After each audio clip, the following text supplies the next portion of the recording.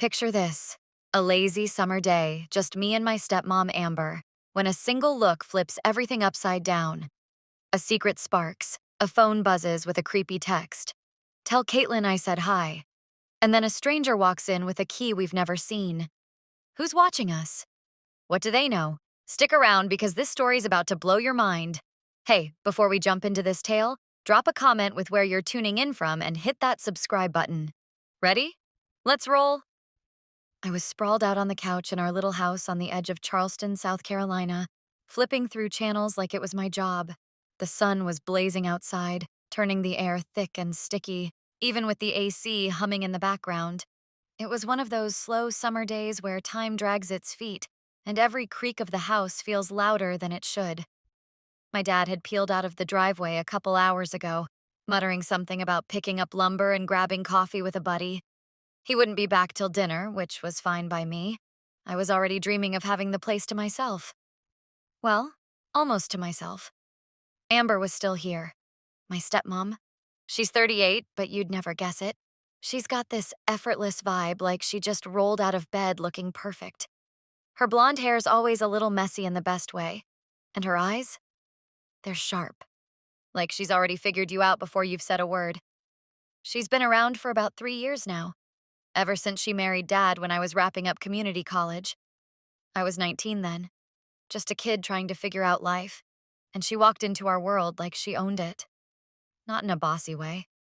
More like she knew exactly who she was, and that confidence made everyone else sit up straighter. I heard her before I saw her that afternoon. The soft shuffle of her flip-flops on the hardwood floor pulled me out of my TV trance. She leaned against the doorway to the living room, holding a glass of iced tea that was sweating as much as I was. She had on a loose tank top and shorts that fit just right, not flashy, but enough to make me blink twice. Bored yet? She asked, her voice light but with this little edge that made my stomach flip. Nah, just chilling, I said, trying to sound casual. I flicked the remote again, landing on some cooking show I'd never watch. She smirked, took a sip of her tea, and nodded at the screen. You're not gonna find anything good this time of day. All reruns and infomercials. I shrugged. Beats melting outside. Too hot for anything else. She laughed. A soft, easy sound that bounced around the room. Fair point. Then, just like that, she crossed the space and plopped down on the other end of the couch. Not right next to me, but close enough that I caught a whiff of her citrusy perfume. It wasn't overpowering, just this fresh, summery scent that made me notice her even more. We sat there for a minute, not saying much. I kept flipping channels. She scrolled through her phone, her thumb moving lazily across the screen. But the quiet wasn't empty. It had this buzz to it, like the air before a storm rolls in. I don't know how long we stayed like that, but eventually she set her phone on the coffee table and turned toward me. You know, she started, her tone light but deliberate. It's been kinda nice having you back home for the summer. I glanced at her, surprised. Yeah? I figured I was just taking up space. She shook her head, her hair catching the light from the window. Not even close. It's comforting, I guess. The house doesn't feel so big and quiet with you around. Her words hung there, simple but heavy. I didn't know what to say, so I just nodded, letting the moment stretch out. Another pause. Then she added, almost like she was thinking out loud. Your dad's been so caught up with work lately. Always running around. I didn't bite. What was there to say? He'd always been like that. Busy, distracted, leaving me and Amber to fill the gaps. But then she kept going, her eyes locking onto mine for a beat too long. It's just nice to have someone here who actually sees me, you know? That hit me square in the chest. I tried to keep my face neutral, but my mind was already spinning. Was she just venting, or was there something else in those words? Before I could figure it out, she stood up, stretching a little. Want something to drink? Uh, sure, I said, my voice catching just a bit. She flashed me that smile, the one that always made me feel like she knew something I didn't, and headed for the kitchen. I let out a breath I didn't realize I'd been holding, staring at the TV like it could tell me what just happened. Amber's been part of my life for years. And yeah, I've noticed her. How could you not? But it was always just background noise, a harmless hum in my head. Until now. Now it felt like she was turning up the volume. She came back a minute later with a glass of iced tea for me. Our fingers brushed when she handed it over. Not a big deal, but her touch lingered a second longer than it needed to. Thanks, I mumbled, taking a sip to cover how flustered I was. She sat back down, closer this time, her knee just barely grazing mine. So, she said, her tone playful but with a spark behind it. What should we do to kill time till your dad gets back? I looked at her, really looked at her.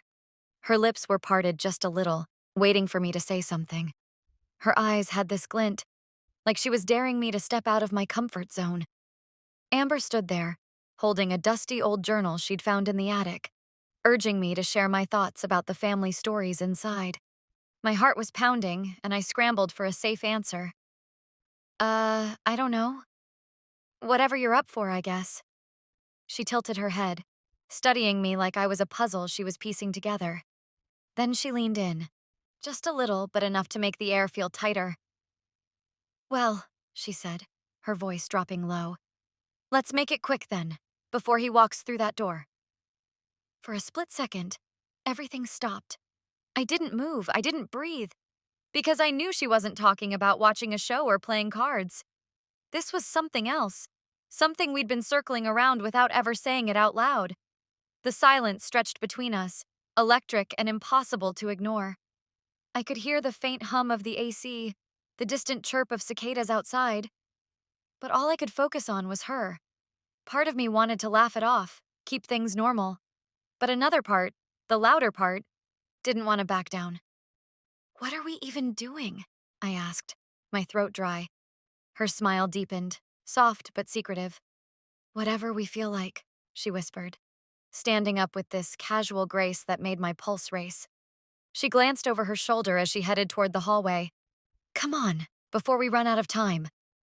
And like an idiot, or maybe someone who'd been waiting for this, I got up and followed her. Here's the thing. I'm not naive. I've felt this pull with Amber before. Little moments where I'd catch her looking at me, or she'd brush past me in the kitchen, and I'd wonder. But I always shoved it down, told myself it was nothing. Now, though, now it felt real. And as I trailed her down the hall, every step made me question what I was walking into, and whether I'd be strong enough to walk away if I had to. Looking back, that moment taught me something. Sometimes the quietest afternoons can spark the loudest changes. Amber wasn't just my stepmom anymore. She was someone who saw me too. And maybe that's what made it so hard to turn back. We didn't cross any big lines that second, but we didn't have to.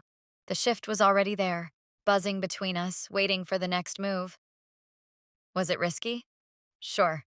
Was it worth it? I was about to find out. Amber's words were still ringing in my ears as I followed her down the hallway, my flip-flops slapping against the hardwood. Come on, before we run out of time, she'd said, and I couldn't tell if my heart was racing from nerves or excitement. The house felt alive. Every creak of the floor, every hum of the AC seemed to shout at me to turn back. But I didn't. We slipped into my room, the one I'd been crashing in since I got back from college a couple months ago. It's small, with a twin bed shoved against the wall and a desk piled with books I keep meaning to read. Amber eased the door shut behind us, leaving it cracked just enough to hear the world outside. She turned to me, her blonde hair catching the sunlight streaming through the blinds. I've got something cool to show you, she said, her voice light but her eyes locked on mine. She stepped closer, pulling an old Polaroid from her pocket, a faded shot of her and some friends on a beach, all grins and sunburns. Found it in a box last week. Thought you'd get a kick out of it. I took it, my fingers brushing hers. And that's when it happened. The air shifted. Her hand lingered on mine, warm and steady, and I didn't pull away. I couldn't. Nice, I managed to say, but my throat felt tight. She didn't move back either, just stood there, close enough that I could smell that citrusy perfume again. My pulse was hammering, and I knew this wasn't about some old photo anymore. We should hurry, she whispered, her voice dropping low. before your dad rolls up. Her hand slid up my arm, resting on my shoulder as we stood over the kitchen table, piecing together a puzzle she'd started. And I froze. Part of me screamed this was wrong. She's my stepmom for crying out loud. But another part, the louder one, didn't care. I stepped closer, almost on autopilot, and she smiled, that soft, knowing smile that always threw me off balance. "Are we really doing this?" I asked, my voice barely above a breath. I wasn't even sure what this was yet, but it felt big, like we were teetering on the edge of something we couldn't undo. "Only if you want to," she said, her fingers tightening just a little on my shoulder. And that was it, the green light I didn't know I'd been waiting for. I nodded, and so as she leaned in, not for a kiss or anything wild, but just to rest her forehead against mine for a second, laughing at how bad we were at it. It was quick, quiet, but it hit me like a freight train. We were crossing a line, and we both knew it. Then, tires on gravel. The faint crunch of Dad's truck pulling into the driveway snapped us out of it. Amber's eyes went wide, and she yanked back, smoothing her hair like she'd been caught sneaking cookies. "Go!" she hissed, waving me toward the door. "Living room now! Act normal!" I bolted, adrenaline pumping, and dove onto the couch just as the front door creaked open. I snatched the remote, flipped to some random home improvement show, and tried to look like I'd been there all day. Amber darted to the kitchen, grabbing her phone off the counter like she'd been scrolling recipes. Dad shuffled in, arms full of grocery bags, and called out, "Hey, y'all! Got some stuff for burgers tonight."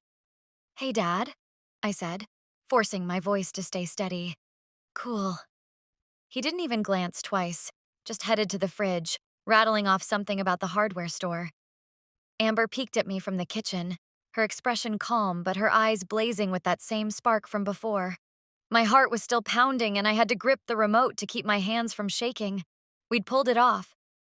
He had no clue. But that look she gave me across the room, it wasn't just relief, it was a promise. Like she was saying, "We're not done here." And I knew she was right. Whatever had started in that bedroom wasn't going away. It was alive now, buzzing between us, and I couldn't shake it even if I wanted to. Sitting there, pretending to watch TV, I started thinking, what was I doing? She's been family for 3 years. Someone I've laughed with over pizza, helped decorate the Christmas tree with. But lately, it's been different. Those little glances, the way she'd linger when she said goodnight, it's been building. And now we'd taken a step we couldn't untake. Was it a mistake? Maybe, but it didn't feel like one. It felt honest, in a messed up kind of way. I mean, let's be real. Relationships get complicated. People connect in ways you don't expect, right? I've read about stuff like this online, seen it in movies. Sometimes it's messy, but that doesn't mean it's not real. Still, I couldn't help wondering, what's the line here? Where's the point where you're supposed to stop and say, "Nah, this is too far"? I didn't have an answer yet, but I knew one thing. I wasn't ready to stop. Amber poked her head out of the kitchen, holding a spatula she didn't need. "You good?" she asked, casual as ever, but her eyes were digging for more. "Yeah," I said, meeting her gaze. "You?" She nodded, a tiny smirk tugging at her lips. "Always." Then she disappeared back to the counter, leaving me with the TV and a head full of questions. Dad clattered around, oblivious, and I sank deeper into the couch, replaying that moment in my room. Her hand on my arm, that whisper, the way we almost got caught. It was risky, stupid even, but it lit something up inside me I didn't know was there. Here's what I figured out. Sitting there with the sound of Dad unloading groceries in the background. Sometimes you don't see a moment coming until it's already got you. Amber and me, we weren't just killing time anymore. We were starting something we'd have to figure out fast. Because if Dad ever caught on, this whole house would flip upside down. But for now, we'd dodged the bullet. And that look she shot me? It told me she was already thinking about the next round. So was I. Dinner was torture. Dad was at the table, chowing down on burgers and talking about some guy at the hardware store who overcharged him for nails. I sat across from Amber, poking at my food, trying not to look at her. But every time I slipped up and glanced her way, she was already watching me, those sharp eyes cutting through the steam rising off the fries. My stomach was a knot, not from the food, but from what went down in my room earlier. We'd almost got caught, and now here we were, playing normal like nothing happened. Dad didn't notice a thing, just kept yapping about his day while the clock ticked loud on the wall. After we ate, he grabbed his beer and headed to the garage.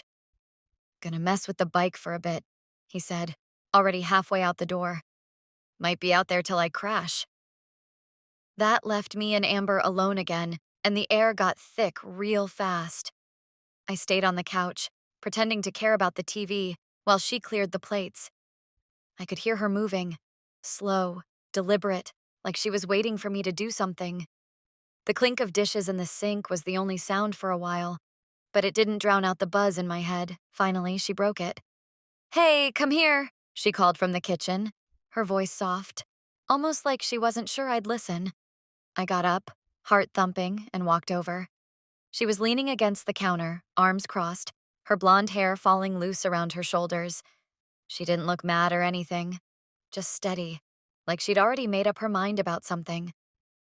"That was close today," she said, keeping her tone light, but her eyes were digging into me. "Too close." "Yeah," I said, shoving my hands in my pockets. "Really risky." My voice sounded steadier than I felt, which was a miracle. She nodded, but neither of us said sorry. We weren't taking it back.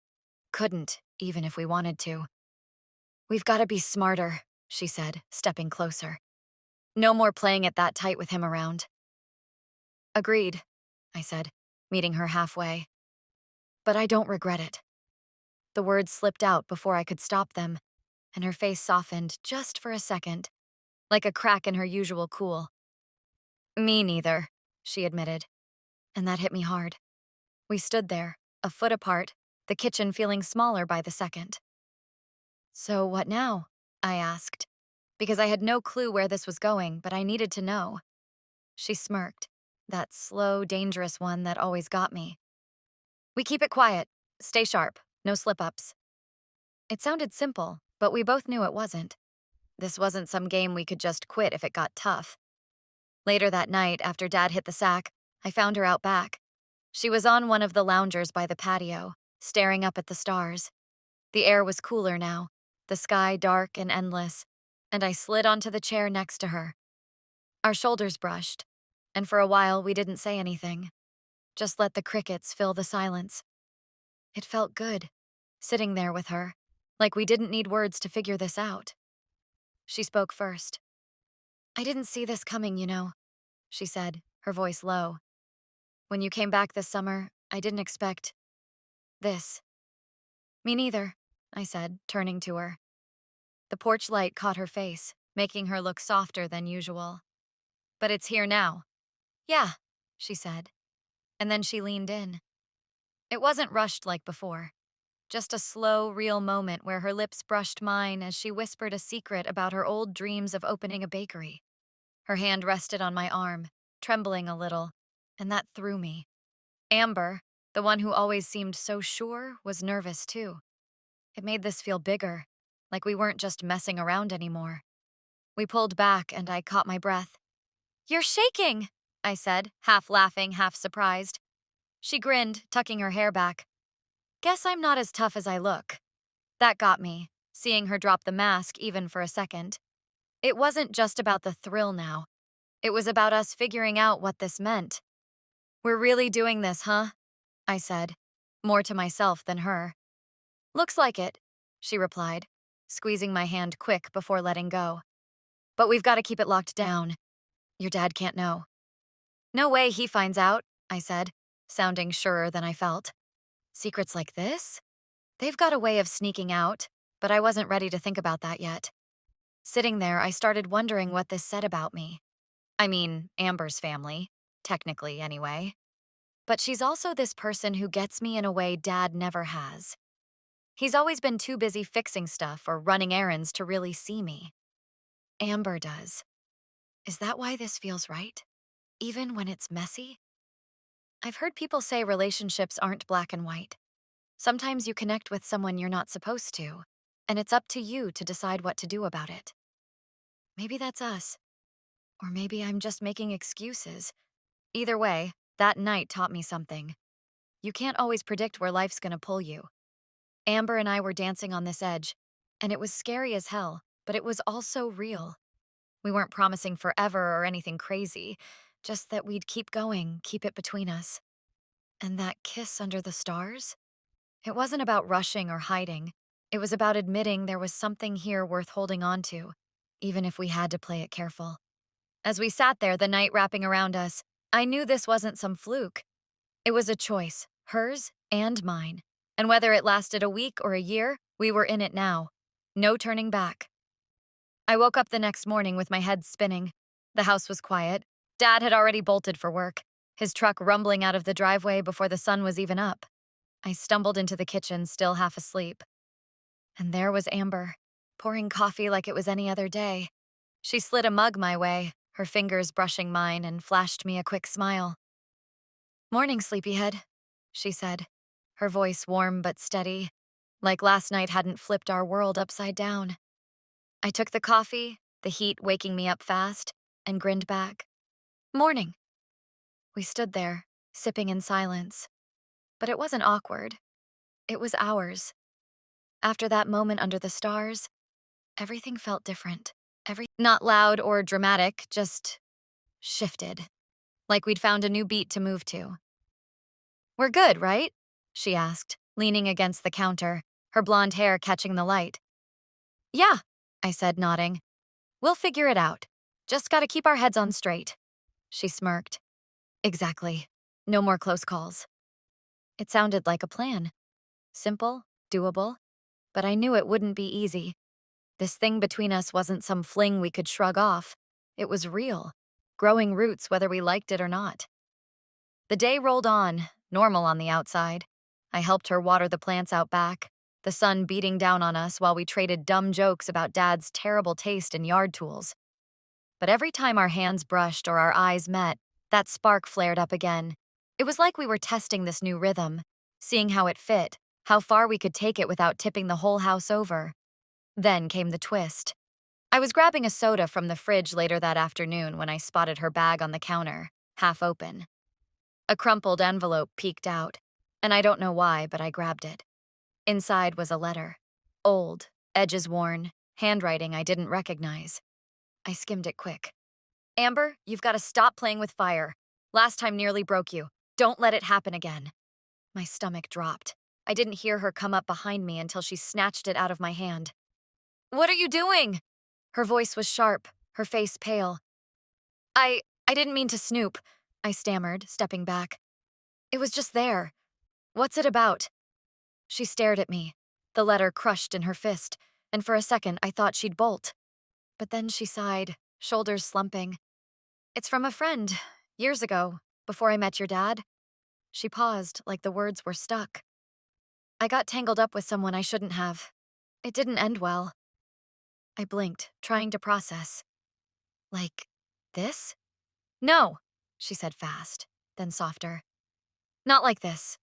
That was messy, selfish. It's different." Her eyes locked on mine, raw and open. "I don't want to lose you, Caitlin. Not over some old ghost." My chest tightened. She'd never looked this vulnerable. Not even last night. "You won't," I said, stepping closer. "But you've got to tell me stuff like this. We're in it together now, right?" She nodded, a small smile breaking through. "Yeah, together." We hugged. Quick, tight. And it felt like a promise as we agreed to keep the old letter a secret from Dad. No more secrets. Just us, figuring it out one step at a time. That night, we sat on the couch watching some cheesy reality show. Dad still out tinkering in the garage. She nudged me with her elbow. "Think we can pull this off?" "Long as we don't get sloppy," I said, nudging her back. We laughed, and it hit me. This wasn't just about hiding anymore. It was about building something, even if it had to stay quiet. I started thinking about what it all meant. Relationships aren't perfect, you know? They're messy, full of gray areas. People judge, sure, but who gets to say what's right for you? Amber and me, we were finding our way, and maybe that's what mattered. Days turned into a week, and we got good at it. Stolen glances over breakfast, quick talks when Dad wasn't looking. It was like a dance, careful but alive. I learned stuff about her I never knew. How she used to dream of opening a bakery. How she hates thunderstorms but loves the rain. She learned me too.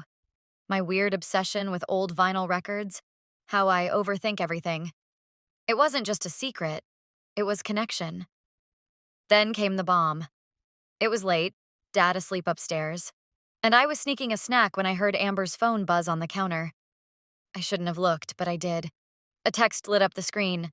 Heard you're back at it, Amber. Tell Caitlin I said hi. It was her old friend, teasing about our late-night baking sessions. My blood ran cold. I spun around, and there she was, frozen in the doorway, her face white as a sheet. "Who's this?" I demanded, holding up the phone. My voice shook, and I hated it. She didn't answer right away, just stared, like she'd seen a ghost. "It's her," she finally said, barely a whisper. "The one from before." "What?" I stepped back, the room spinning. "She knows about me?" Amber nodded, slow and shaky. "She's been watching. I don't know how." The front door slammed open. Dad's voice boomed through the house. "Amber! Caitlin, you up?" Footsteps pounded closer, and I dropped the phone, panic clawing at me. Amber grabbed my arm, her eyes wild. "We're fine!" she yelled back, but her grip said otherwise. And then, silence. A shadow moved in the hall, but it wasn't Dad. A woman stepped into the light, tall, smirking, holding a key I'd never seen. "Miss me?" she said, and the world crashed down. If you love this, give it a thumbs up, subscribe, drop a comment, and pass it along to your buddies. This is an artistic and fictional creation intended for both entertainment and educational purposes. Any resemblance to actual people or events is purely coincidental. Some scenes and dialogues in the video are part of a dramatized performance and incorporate elements of grotesque, satire, and exaggeration. The creator stands against discrimination, violence, and hatred. This channel fully complies with YouTube's policies and does not infringe upon copyright laws.